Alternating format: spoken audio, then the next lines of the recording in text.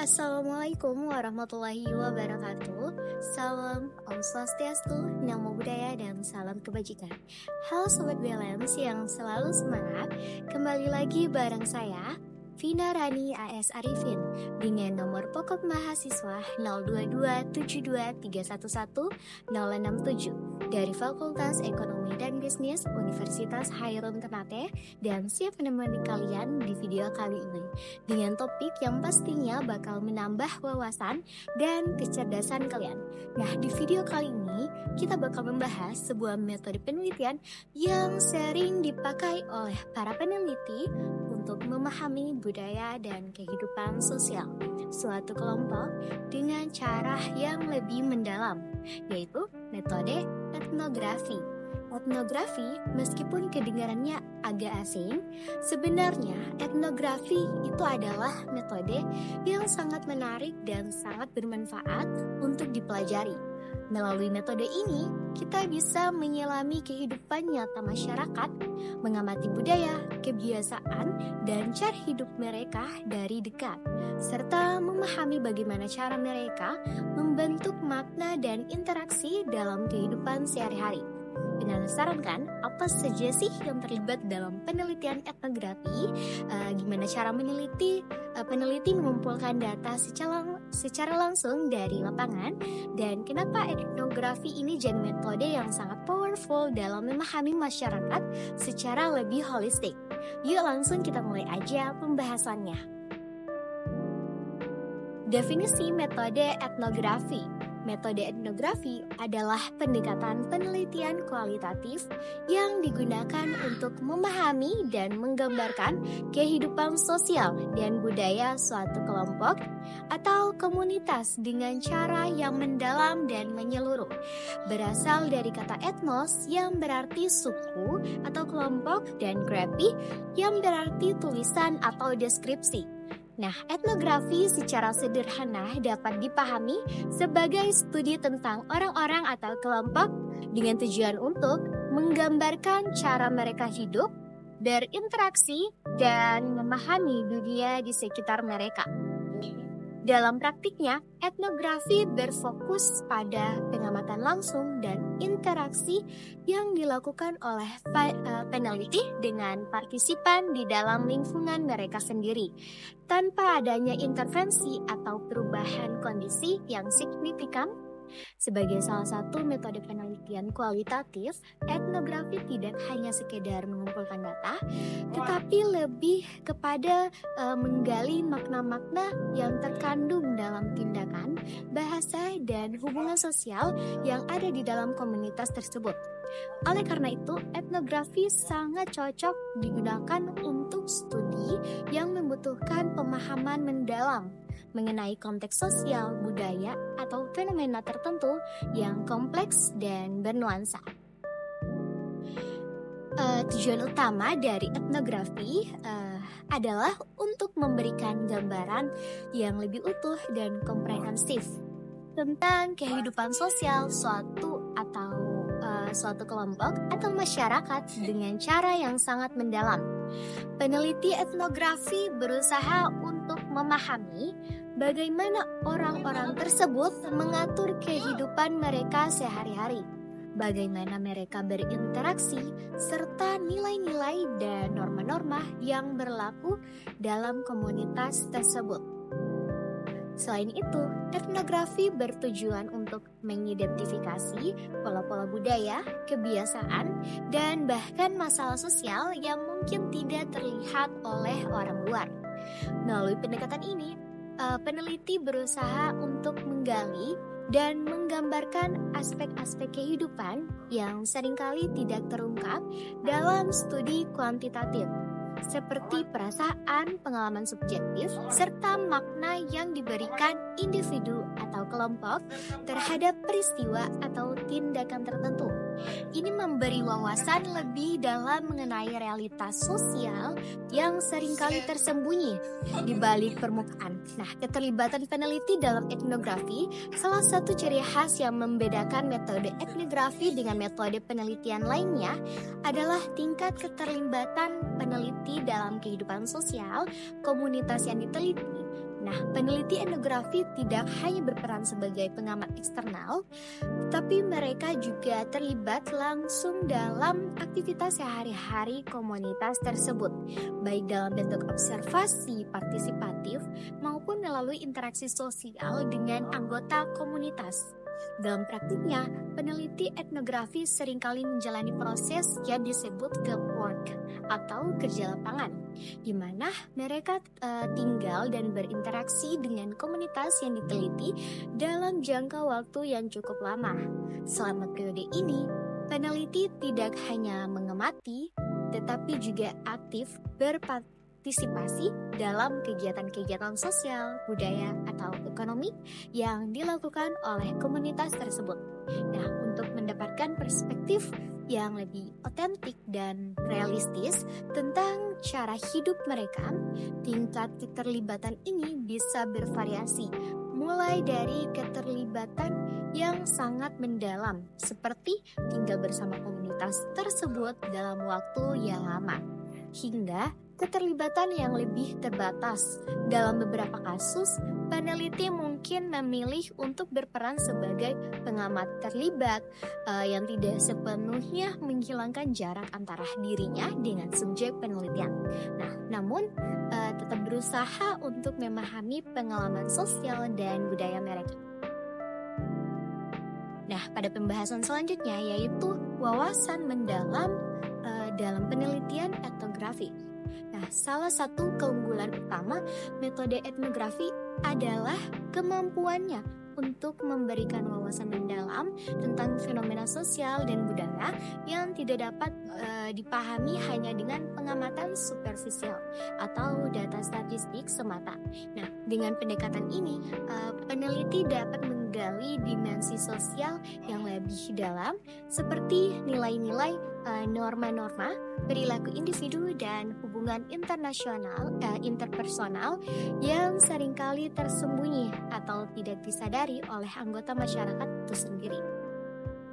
Penelitian etnografi memungkinkan peneliti untuk memahami makna yang diberikan oleh individu atau kelompok terhadap tindakan mereka, serta bagaimana mereka membangun, meresapi, dan mempertahankan tatanan sosial dalam kehidupan sehari-hari. Peneliti tidak hanya mengumpulkan data, tetapi juga berusaha untuk meresapi dan memahami bagaimana individu dan kelompok tersebut melihat dunia, serta bagaimana mereka memaknai dan merespons situasi sosial yang mereka hadapi.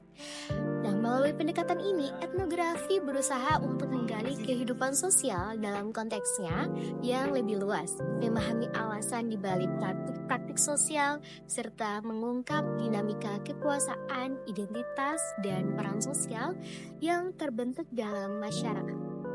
Inilah yang membuat etnografi sangat bermanfaat untuk penelitian yang menginginkan pemahaman holistik mengenai kehidupan sosial dalam sebuah komunitas atau kelompok. Nah, pembahasan selanjutnya, sejarah perkembangan etnografi. Etnografi sebagai sebuah metode penelitian memiliki sejarah yang panjang dan menarik. Metode ini telah berkembang pesat sejak pertama kali diperkenalkan dan kini menjadi salah satu pendekatan utama dalam ilmu sosial, khususnya dalam studi antropologi, sosiologi, serta ilmu komunikasi. Nah, dalam perjalanan sejarahnya, etnografi mengalami berbagai perubahan yang dipengaruhi oleh konteks sosial, ilmiah, serta perkembangan metodologi yang lebih kompleks. Nah, berikut ini adalah gambaran sejarah perkembangan etnografi mulai dari asal-usulnya hingga perkembangannya di abad ke-20 dan bagaimana metode ini semakin menjadi interdisipliner. Nah, teman-teman, awal mula etnografi pada awalnya etnografi itu muncul dalam konteks eksplorasi budaya dan masyarakat yang masih belum banyak diketahui oleh dunia barat. Sejak zaman kuno, penulis-penulis seperti Herodotus atau seorang sejarawan Yunani mencatat observasi mereka terhadap kebiasaan, adat istiadat, dan cara hidup berbagai kelompok masyarakat di luar dunia mereka sendiri. Nah, meskipun tidak dapat dianggap sebagai etnografi dalam arti yang lebih modern, tulisan-tulisan ini dapat dipandang sebagai contoh awal dari minat untuk mengobservasi dan menggambarkan kehidupan sosial yang berbeda. Namun, etnografi sebagai metode penelitian yang lebih sistematis dimulai pada abad ke-19 dengan kemunculan antropologi sebagai disiplin ilmiah yang terpisah. Pada waktu itu, banyak peneliti mulai mengarah pada pengamatan langsung terhadap kebudayaan manusia dan interaksi sosial, serta berusaha memahami bagaimana norma-norma dan nilai-nilai budaya terbentuk. Salah satu tokoh yang sangat berpengaruh dalam tahap awal perkembangan etnografi adalah Lewis Henry Morgan. Nah, seorang antropolog asal Amerika yang melakukan studi terhadap kebudayaan suku Iroquois di Amerika Utara. Nah, Morgan memperkenalkan konsep-konsep seperti sistem kekerabatan dan mulai menggunakan metode wawancara mendalam serta observasi untuk menggali informasi tentang masyarakat yang ia teliti. Selain itu, Franz Boas yang dikenal sebagai bapak antropologi budaya modern juga berperan besar dalam pengembangan etnografi. Boas mengembangkan pendekatan yang lebih ilmiah dan berfokus pada pengumpulan data lapangan melalui observasi langsung, wawancara, dan interaksi dengan masyarakat yang sedang diteliti. Nah, ia menekankan pentingnya memahami budaya dalam konteks lokalnya dan mengkritik pandangan yang melihat budaya non-barat sebagai primitif atau lebih rendah. Nah, Boas menekankan bahwa budaya tidak dapat dipahami hanya berdasarkan perbandingan dengan budaya barat, tetapi harus dipelajari dalam konteks masyarakat itu sendiri. Nah, perkembangan abad ke-20 pada awal abad ke-20, etnografi berkembang pesat seiring dengan berkembangnya ilmu antropologi sebagai disiplin ilmu yang lebih matang. Nah, di bawah pengaruh Boas dan pengikutnya, etnografi menjadi lebih berbasis pada lapangan dan menjadi inti dari studi antropologi budaya. Nah, pada periode ini, etnografi mulai diterapkan secara luas di berbagai belahan dunia, baik di masyarakat yang belum terjangkau oleh dunia barat maupun di komunitas-komunitas perkotaan di negara-negara maju.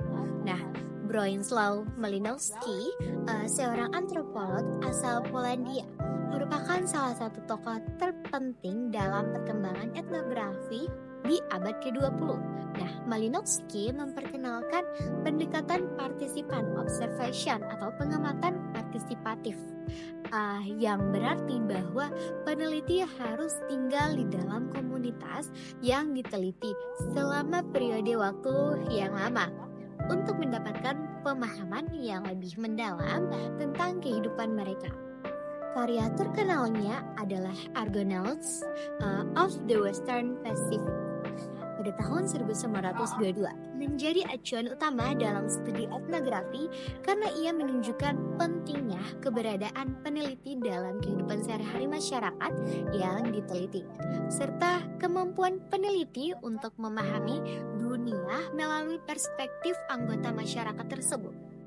Nah, metode yang diperkenalkan oleh Malinowski ini mengubah cara pandang banyak peneliti terhadap etnografi. Nah, sebelumnya, banyak peneliti yang hanya melakukan studi lapangan dalam waktu singkat. atau mengandalkan laporan-laporan yang sudah ada. Nah, Malinowski menekankan bahwa peneliti harus tinggal lama di lapangan, berinteraksi dengan masyarakat yang diteliti dan menggali pemahaman mereka tentang kehidupan sosial dan budaya yang lebih mendalam. Nah, metode ini kemudian dikenal dengan istilah Malinowskian atau kebudayaan sebagai sistem fungsional. Pada periode yang sama, Radcliffe Brown, seorang antropolog Inggris, juga memberikan kontribusi penting dengan mengembangkan teori strukturalisme dalam antropologi. Meskipun ia tidak sepenuhnya mengadopsi metode etnografi secara langsung, pendekatannya tetap memperhatikan pengamatan sosial yang mendalam dan pentingnya memahami struktur sosial dalam kehidupan masyarakat. Nah, etnografi dan metode interdisipliner pada pertengahan abad ke-20, etnografi tidak hanya terbatas pada disiplin antropologi saja, tetapi juga mulai menginspirasi pendekatan penelitian di bidang lain seperti sosiologi, psikologi, ilmu komunikasi, dan pendidikan. Nah, dalam perkembangan ini, etnografi berkembang menjadi lebih interdisipliner dengan semakin banyak penelitian yang menggabungkan teori dan metode dari berbagai bidang ilmu untuk memahami fenomena sosial yang kompleks. Di bidang sosiologi, etnografi digunakan untuk memahami kelas sosial, perilaku kelompok marginal, serta interaksi sosial dalam masyarakat perkotaan. Peneliti seperti Harold Garfinkel menggunakan pendekatan etnografi untuk mengembangkan teori etnometodologi yang mempelajari cara-cara orang memproduksi dan mempertahankan makna dalam interaksi sosial sehari-hari.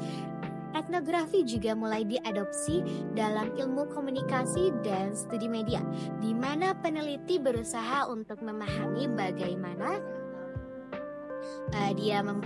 media mempengaruhi masyarakat dan bagaimana individu atau kelompok menggunakan media dalam kehidupan sehari-hari mereka.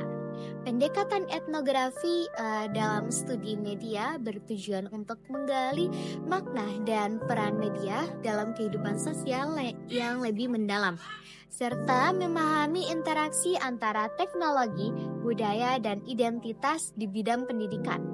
Etnografi digunakan untuk mempelajari dinamika kelas, hubungan guru-siswa, serta budaya sekolah dan komunitas pendidikan. Peneliti etnografi di bidang ini berusaha untuk memahami bagaimana proses sosial dan budaya mempengaruhi pembelajaran, perkembangan identitas, dan hubungan sosial di dalam lingkungan pendidikan. Pembahasan selanjutnya, teknik pengumpulan data etnografi dalam penelitian etnografi. Nah, teknik pengumpulan data sangat bergantung pada metode yang bersifat kualitatif dengan penekanan pada pengamatan langsung dan interaksi mendalam dengan komunitas yang diteliti. Pengumpulan data dilakukan di lapangan di mana peneliti berinteraksi dengan individu atau kelompok dalam konteks kehidupan sehari-hari mereka. Berikut adalah beberapa teknik pengumpulan data yang umum digunakan dalam etnografi. Yang pertama yaitu observasi. Kedua yaitu wawancara. Ketiga teman-teman yaitu diskusi kelompok fokus. Yang keempat yaitu pencatatan lapangan. Yang kelima teman-teman yaitu dokumentasi dan analisis data etnografi yang mendalam. Proses analisis data dalam etnografi melibatkan pengorganisasian dan interpretasi data yang telah dikumpulkan seperti catatan lapangan, wawancara, dan observasi. Karena data etnografi biasanya bersifat kualitatif, maka analisis yang dilakukan pun bersifat induktif, yang berarti peneliti berusaha untuk menarik pola dan tema dari data tanpa terkait pada hipotesis atau teori yang sudah ada. Nah, berikut adalah tahapan dalam analisis dan etnografi, yaitu yang pertama pengkodean atau coding. Kedua yaitu kategorisasi dan tema. Yang ketiga interpretasi data etnografi. Yang keempat triangulasi. Nah, Nah, triangulasi adalah teknik untuk meningkatkan validitas data dengan membandingkan hasil yang diperoleh dari berbagai sumber atau metode pengumpulan data yang berbeda.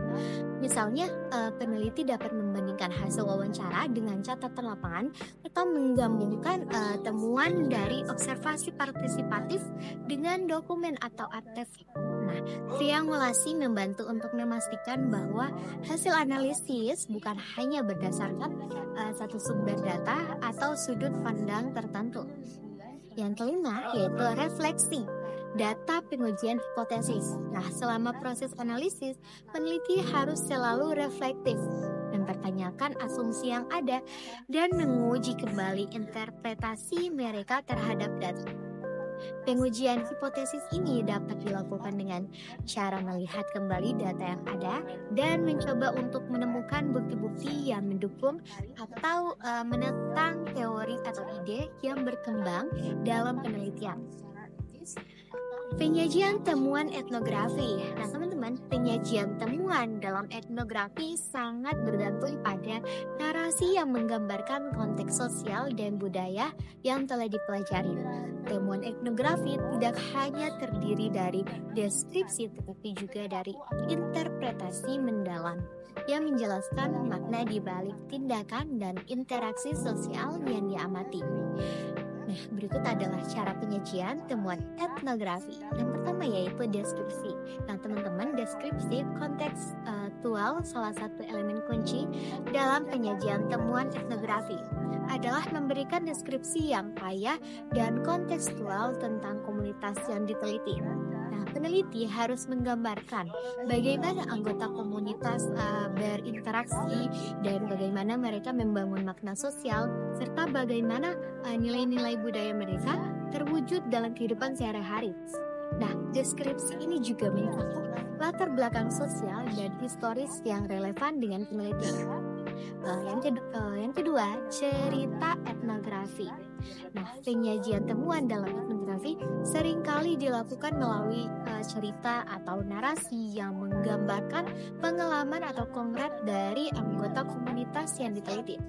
Cerita ini membantu pembaca atau audiens untuk memahami kehidupan sosial kelompok dengan lebih mudah dan terhubung secara emosional. Cerita etnografi memberikan dimensi manusiawi yang lebih mendalam daripada sekedar data statistik atau abstraksi teori. 3. Penggunaan kutipan langsung untuk memperkuat analisis dan interpretasi data. Nah, peneliti sering menyertakan kutipan langsung dari wawancara, diskusi, atau catatan lapangan. Kutipan ini memberikan suara langsung dari partisipan dan menghidupkan narasi penelitian, memperlihatkan perspektif asli mereka, dan memberikan bukti empiris yang mendalam. Yang keempat, analisis tematik dan refleksi dalam penyajian temuan. Nah, peneliti juga akan merangkum tema-tema utama yang muncul dari data dan bagaimana tema-tema tersebut saling berhubungan. Nah, peneliti harus menjelaskan interpretasi mereka terhadap pola-pola tersebut dan merefleksikan apa yang ditemukan dalam konteks yang lebih luas, baik dari sisi sosial, budaya, maupun teoritis. Nah, kesimpulan tentang metode etnografi. Nah, metode etnografi merupakan pendekatan yang sangat penting dalam penelitian sosial karena kemampuannya untuk memberikan pemahaman yang mendalam tentang kehidupan sosial dan budaya masyarakat yang diteliti melalui teknik-teknik pengumpulan data seperti observasi yang seperti tadi yang sudah saya katakan, partisipatif, wawancara mendalam, dan pengumpulan artefak. Nah, peneliti dapat memperoleh wawancara yang lebih kaya mengenai interaksi sosial, nilai-nilai, dan norma-norma yang ada dalam suatu kelompok. Nah, analisis data etnografi bersifat induktif dan interpretatif dengan penekanan pada pengkodean, kategorisasi, dan pemahaman yang mendalam tentang konteks sosial yang relevan. Penyajian temuan etnografis cenderung naratif dan dengan Tujuan untuk menggambarkan pengalaman dan makna sosial secara otentik dan humanistik. Dengan metode ini, peneliti tidak hanya memperoleh informasi tentang kelompok yang diteliti, tetapi juga mampu memberikan perspektif yang lebih luas mengenai struktur sosial dan budaya yang membentuk kehidupan manusia. Nah, secara keseluruhan, etnografi adalah alat yang kuat untuk menggali realitas sosial dengan cara yang lebih holistik dan mendalam, memberikan pemahaman yang lebih baik tentang bagaimana masyarakat berfungsi dan bagaimana individu serta kelompok menciptakan makna dalam kehidupan sehari-hari. Oke teman-teman, itu dia pembahasan kita tentang metode etnografi. Semoga apa yang telah kita pelajari hari ini bisa memberikan pemahaman yang lebih dalam mengenai bagaimana etnografi membantu kita memahami kehidupan sosial dan budaya dengan cara yang sangat mendetail. Jangan lupa untuk memberikan dukungan dengan menekan tombol like, meninggalkan komentar yang positif, dan membagikan video ini ke teman-teman kalian yang juga ingin belajar lebih tentang metode penelitian yang satu ini. Mari kita terus belajar bersama dan menjadi pribadi yang lebih cerdas serta peka terhadap dunia di sekitar kita. Sampai jumpa di video-video pembelajaran selanjutnya dan jangan ragu untuk terus menggali ilmu yang bermanfaat. Saya Vina Rani, pamit undur diri. Wassalamualaikum warahmatullahi wabarakatuh.